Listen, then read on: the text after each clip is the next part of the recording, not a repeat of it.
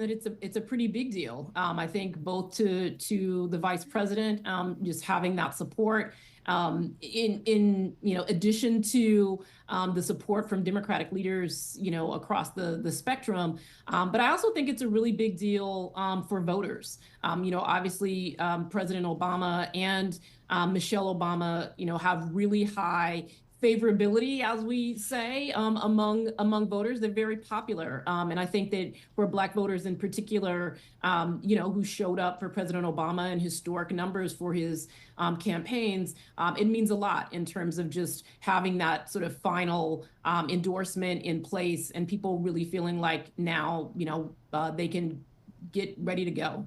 So what do the next few months look like, Adrian? Because we really don't have a lot of time left until the election. What kind of challenges do you anticipate in terms of getting voters to now mobilize around a candidate that just very recently came, into this race? Mm-hmm.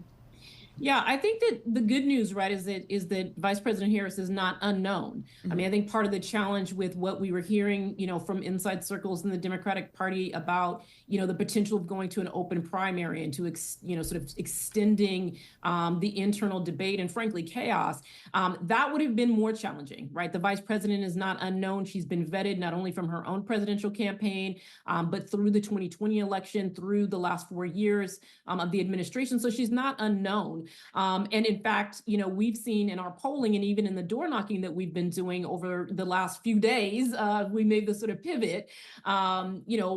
Folks are very much aware of who she is, and we're seeing lots of excitement. I don't think that the challenges, are very different than the challenges that we were facing 3 weeks ago, which is, voters, a lot of voters, particularly Black voters that we're talking to, need to know because they don't have a real sense of the accomplishments of the administration. They need to understand the accomplishments that the Biden-Harris administration had that the vice president was directly involved with.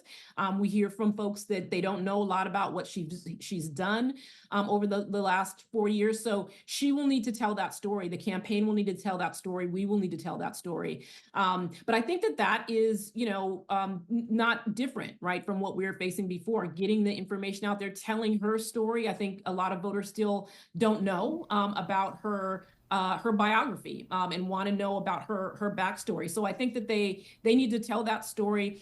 They also just need to continue with the contrast that they've been doing and making the stakes of the election very clear about where we have the potential to go as America, as a democracy that is, toward that more perfect union or toward, an America that, is continues to sort of push divisiveness and rhetoric that is, not taking us to the future, but taking us back.